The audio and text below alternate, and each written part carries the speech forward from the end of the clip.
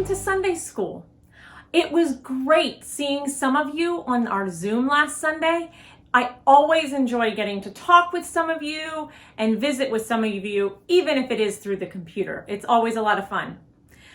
Just as a reminder, those Valentines that we made, you made the craft that you can display somewhere in your home, but then we were talking about the Valentines that we're making for some of the older members of St. Paul's.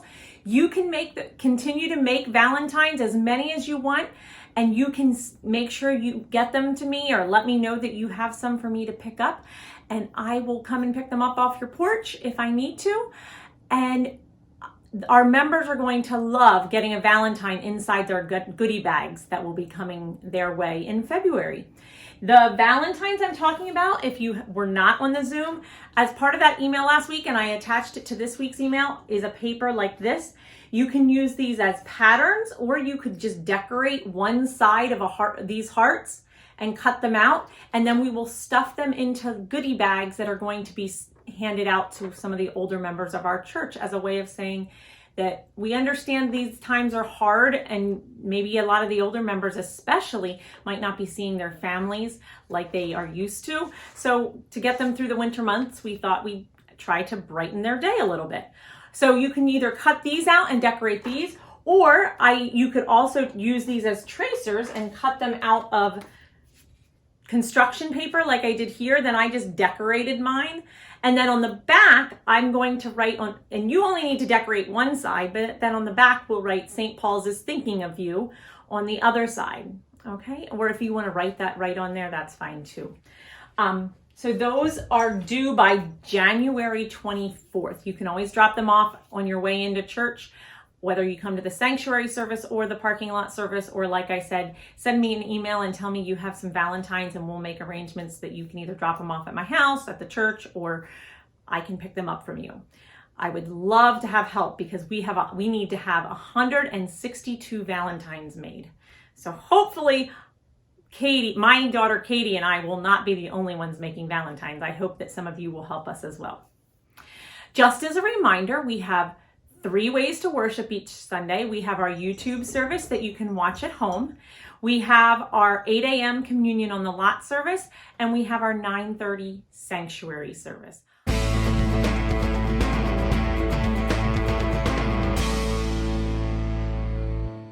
We're going to get started today by playing a game a little bit like Simon Says, but it's going to be called Big Tuna.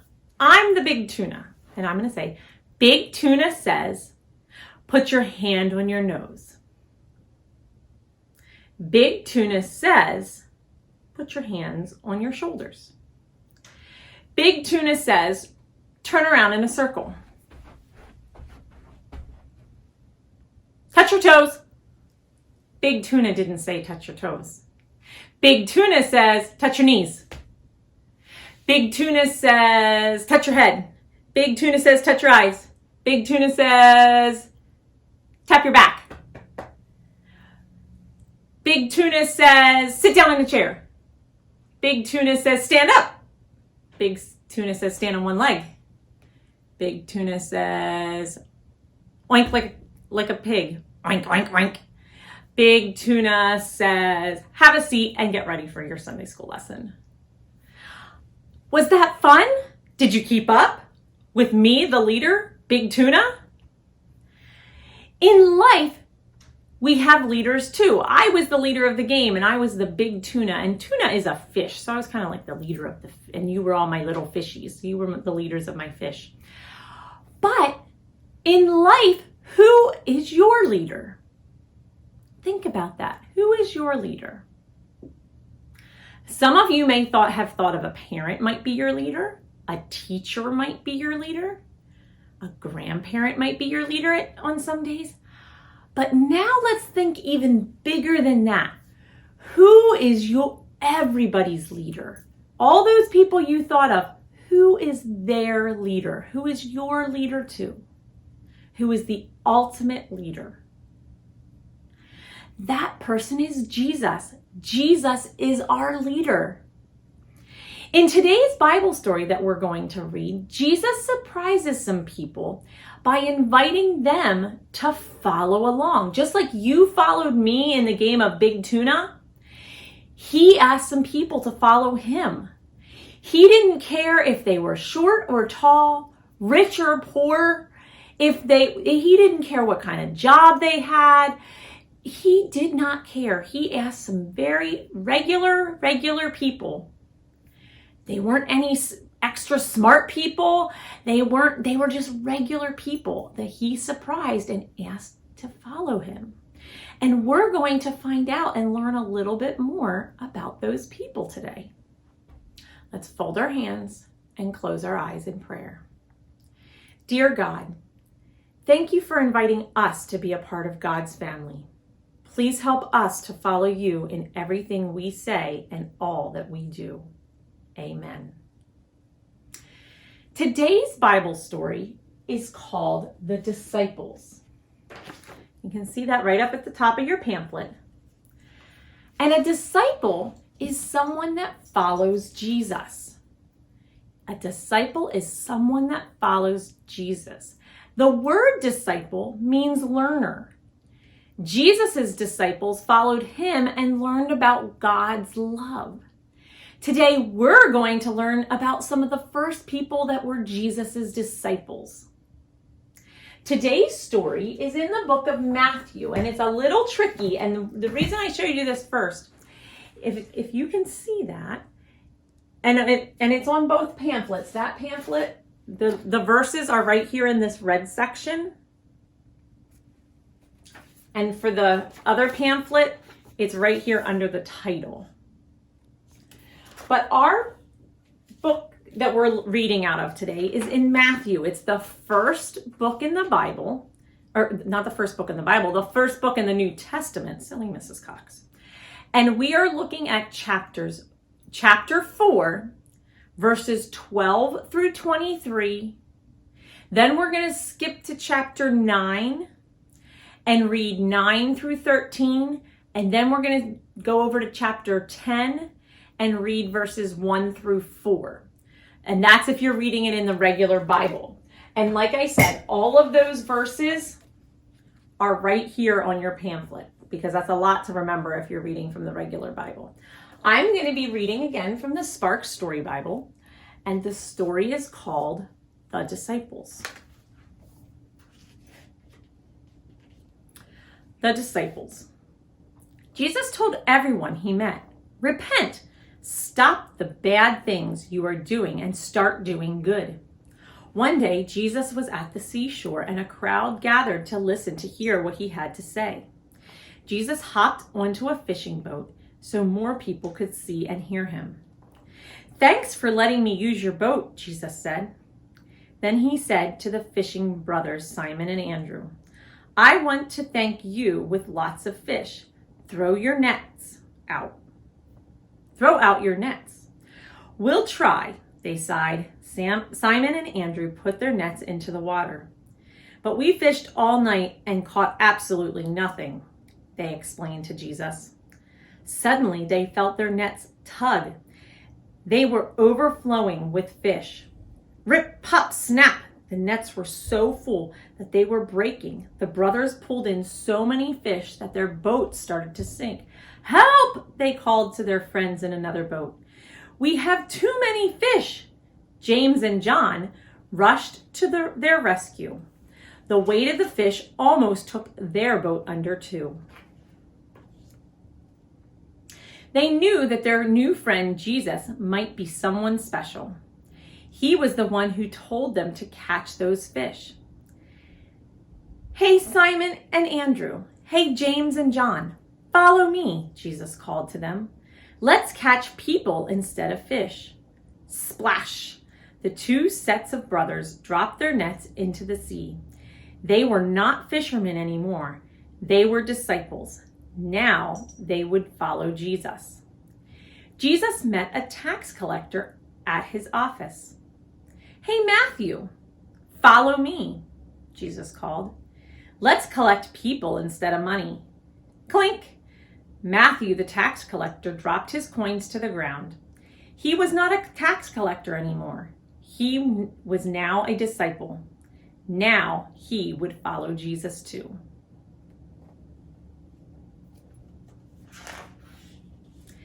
Jesus met 7 others that day: Philip, Bartholomew, Thomas, another James, Thaddeus, another Simon, and Judah.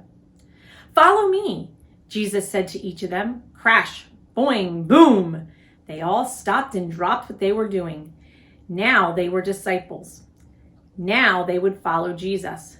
Jesus and his 12 friends, the disciples, shared the workload with many other followers, including Mary Magdalene, Joanna, and Susanna. No matter where he went, Jesus called for men and women, boys and girls, to drop what they were doing and follow him.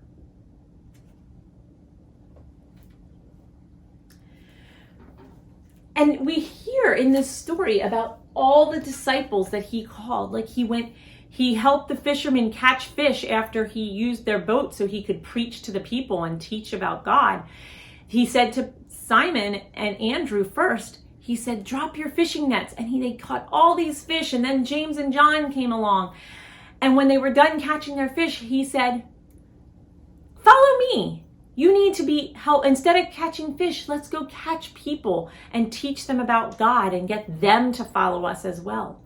And then he went to the tax collector, Matthew, and he said the same thing to him. He said, stop being a tax collector. Come with us. And when we played the game Big Tuna, after we were done playing, I said that Jesus surprised some people, and it didn't matter if they were tall or short or rich or poor or smart. It didn't matter. They were asked to follow Jesus. Something our story didn't share, and you didn't hear in the story, but I learned from reading this before in a Bible study, was that fishermen and tax collectors were not the most popular job. And I think there were a lot of fishermen in the area. However, you became a fisherman if you eventually back in those days, school wasn't like it is today. So you would go to school, but if you got to the point where you couldn't do school anymore because it got too hard, you would then stay home and start doing the job of your father. In this case, it was a fisherman. But it wasn't a very special high job. It wasn't a high class job. It was just a regular old job. And some people, I think, looked at fishermen and kind of were like, ugh, you're just a fisherman. You're not good enough for me. And I know we have some of that, when you go to school, you might, depending on what you wear to school or what somebody else wears, you look at somebody and you go, oh, I don't like that person because of what they wear. We should never do that. And because Jesus doesn't want, and God doesn't want us to be like that. And Jesus was not like that. He picked lots of different people to be his disciples, just like we should pick lots of different people to be friends with. And the same with the tax collector. The tax collectors in those days, they were bad people. They would try to steal money from people, and that's not good. Even today, it's not good to steal, is it? No. But so Jesus went to a tax collector who was in those days a bad person and said, stop being a tax collector and follow me and learn about God. So it doesn't matter who we are or what our background is or the color of our skin or how tall we are. All of us can follow God and be one of Jesus's disciples. Even though Jesus isn't going to walk right in my sunroom here at my house or walk into your bedroom or your living room at your house, you can still be a disciple of God. And we're going to talk about that in a little bit more in a little bit, but I want to show you the pamphlets first. So if you have this pamphlet, you will see that your big sticker goes here. And this kind of retells the story a little bit. And then we have the verse down here. Oops. Your other stickers will go here on the verse as Faith on the Go. You have a word search that you can look for these words. And then on the back, I find kind of on the back here, It's the Sea of Galilee, and that's where they were fishing in our story. I didn't say that earlier, but that's where they were fishing, so you can get some information about that. But then on this one, it talks about come to church. And it talks about, it's kind of a postcard that you would invite someone to church. And I'm trying to remember. Before I show you this one, I'm going to tell you that right now it's hard to invite somebody to church because some of you are watching YouTube church, some of you are coming to the parking lot service, some of you are coming to the sanctuary service. We're all doing church very differently. But I encourage you, it doesn't matter which packet you have, I encourage you to invite someone and tell someone about how our church is doing church during this pandemic. Okay, so I encourage you to do that.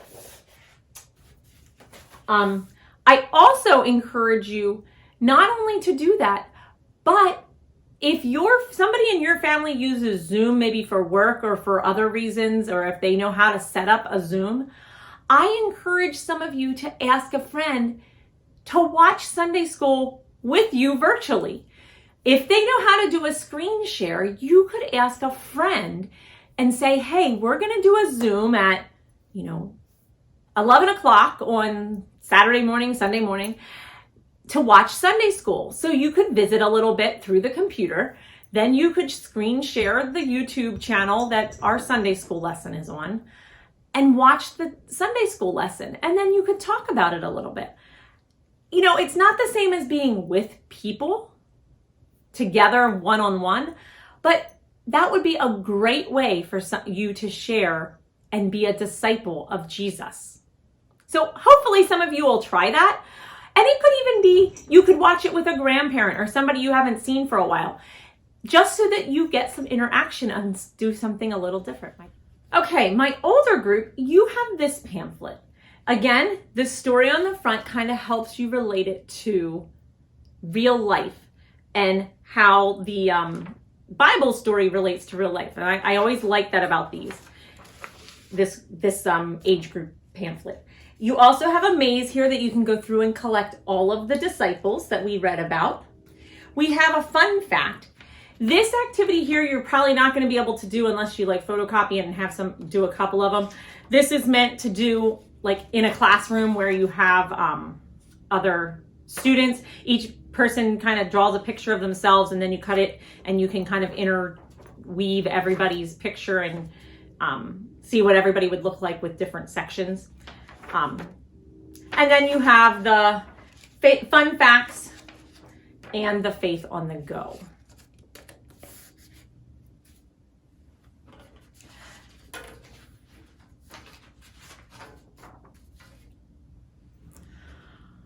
I encourage you this week to tell someone, like I said earlier, about what our church is doing and ask them to watch Sunday school with you. Be creative. The ideas that I gave you throughout the lesson today are just ideas, but we would love, and if you have a friend that you show Sunday school to and they say, that's really cool, I wish I could do that, reach out to me. I can get them the pamphlets if they need pamphlets so that they can start watching Sunday school as well. It doesn't matter if they attend a different church. That's okay. Maybe their church isn't having Sunday school right now and they're missing that. I do hope that you are always acting when you're with other people, whether it's at school, at home, at a daycare, wherever you go, which right now some of you might not go very many places, but even just acting like Jesus wants us to act and be a disciple always. Always be thinking about being a disciple and sharing and acting with God's love. Let's fold our hands and close our eyes. Dear God, thank you for inviting each of us to serve you. I pray that each of us can be a good disciple and help others learn about you. Amen.